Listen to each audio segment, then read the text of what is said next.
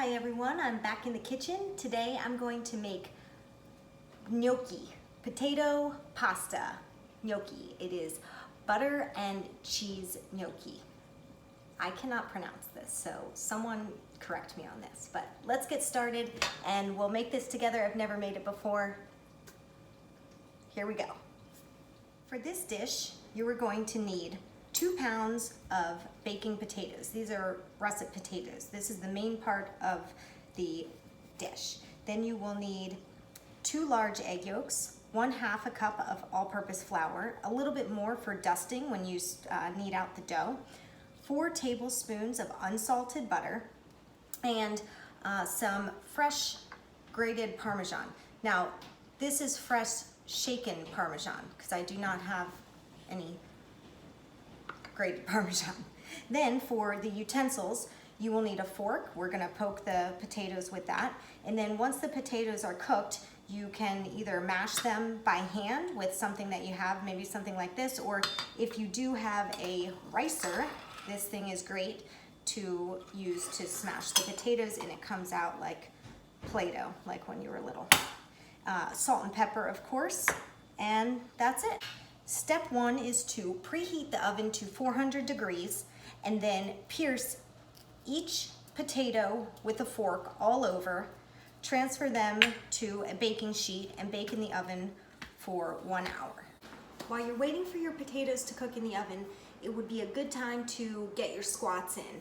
So 10 squats or 1 hour workout.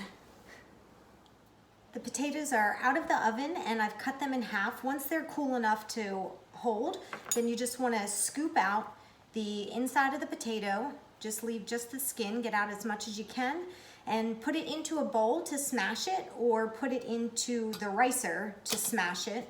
I'm going to kind of fill this ricer up with the potatoes and see how fun this little gadget is. Get all of the potato out of each skin.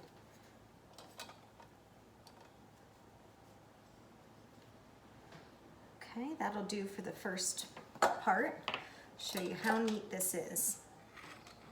Take your potato smasher and just press it down and look at that. So you want to do this with all of the potatoes.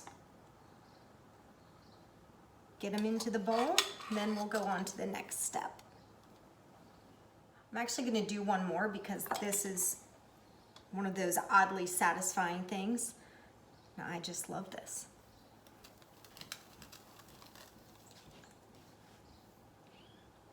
All the potatoes riced right in there. But don't worry if you don't have one of these. You can just use your hand smasher and get as much of the potato out as you can. Now you want to stir in your 2 egg yolks. Hey, I got stuck there. Stir in your 2 egg yolks and a teaspoon of salt. I'm not going to measure this. I'm just going to grind my salt. I like salt. And then we're going to add the 1/2 cup of flour.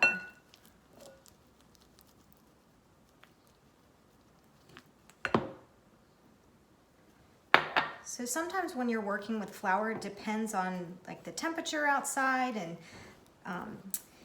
it absorbs better than others. So just put in a little bit at a time and kind of work with how you work with the feel of it. I don't know if that's hard to describe, but you'll kind of know in your gut what the dough is supposed to be. This one should be, you know, thick like this, but just slightly sticky. So I'm going to add a little bit more. It's pretty sticky now. And then once this is mostly combined, I'm going to take the other flour that I have and sprinkle a little bit onto the board or your flat surface and put the dough from the bowl onto it and form one big ball of dough.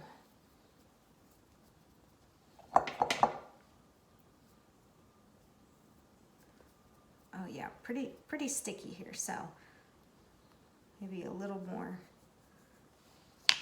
flour there. So what I've learned about kneading, and I don't think this needs so much, is to fold it over and then press it out with your palm. Fold it over and press it out. This actually feels really good. Of course, have your hands washed. This is looking really nice.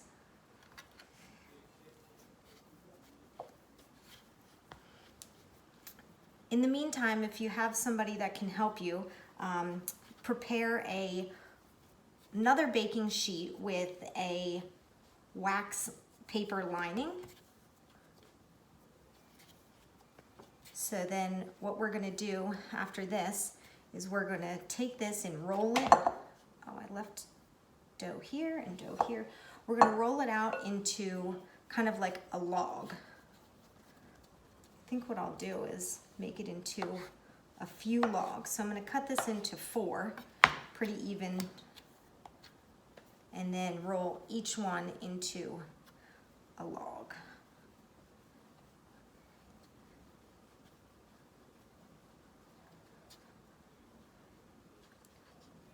Maybe about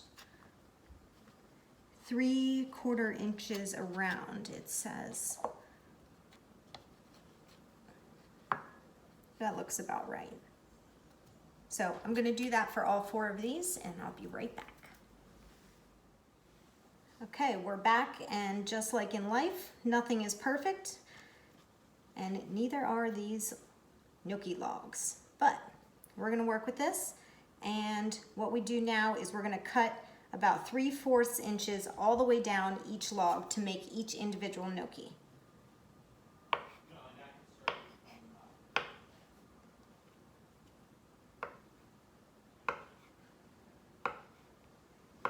You will really be able to tell these are homemade. I think I did them a little bit smaller. Now this is, I think, the tricky part. I've always wanted to do this and I've never done it. You may have seen this before, but what I've seen is you take one of these dough balls and you put it on a fork and then you roll it forward like that.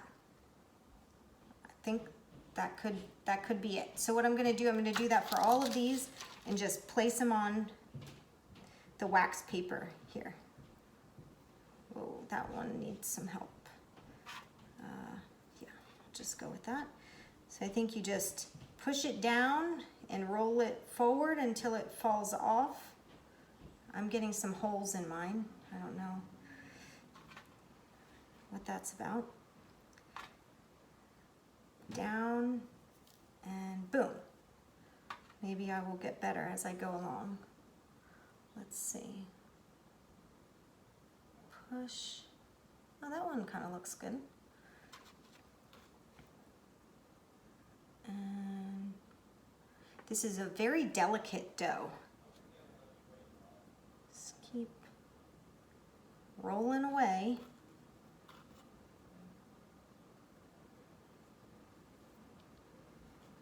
Once I get done with these, I will be back to show you how to cook these in water and then taste them and see if they're any good.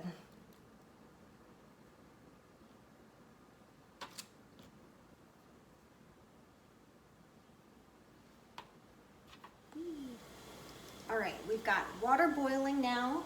All of the gnocchi are finished being rolled. I'm gonna add some salt to the water. You always wanna salt your pasta water.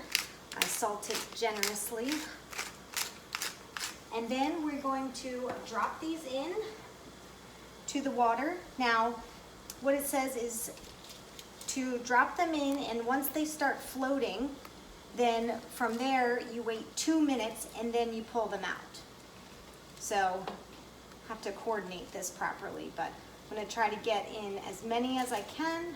Might have to do it in 2 batches.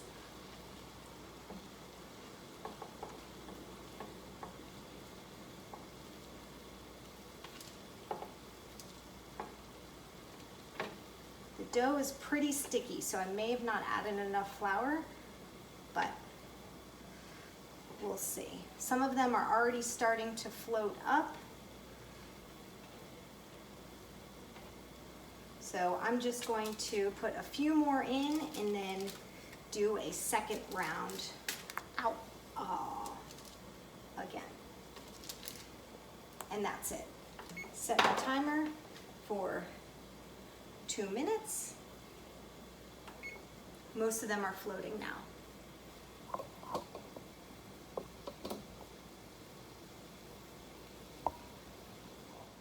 Just have a few more seconds on the gnocchi. Since it's only half the batch, I'm going to take half of the butter and put it into a separate pan and let that melt down, because I'm going to transfer the gnocchi straight from the water into the melted butter. I'm going to fish out the gnocchi with this. You can probably strain them, but if you're doing it in half batches, you don't want to do that because you don't want to lose your water. Something like this will work, or a slotted spoon. Okay, sounds like they are ready.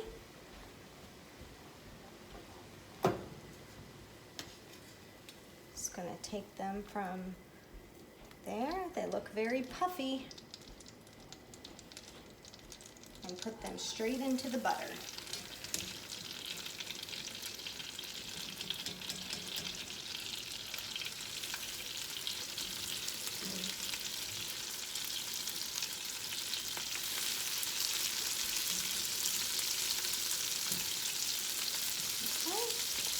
Now,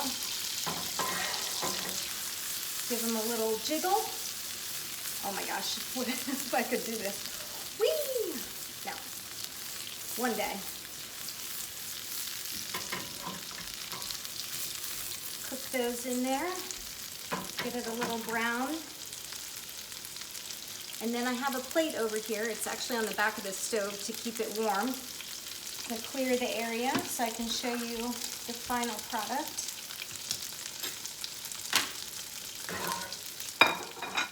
I've let these cook for about 1 minute. I'm going to add some pepper and then transfer it to my serving plate.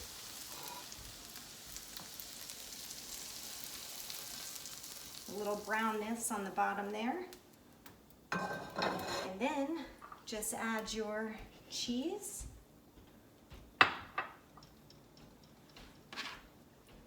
Make a nice little pile. Presentation is a good thing because you eat with your eyes first, like a lot of cheese.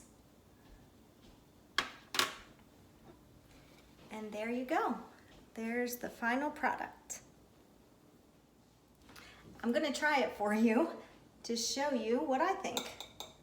It's probably really hot, but they seem fluffy, they seem bouncy.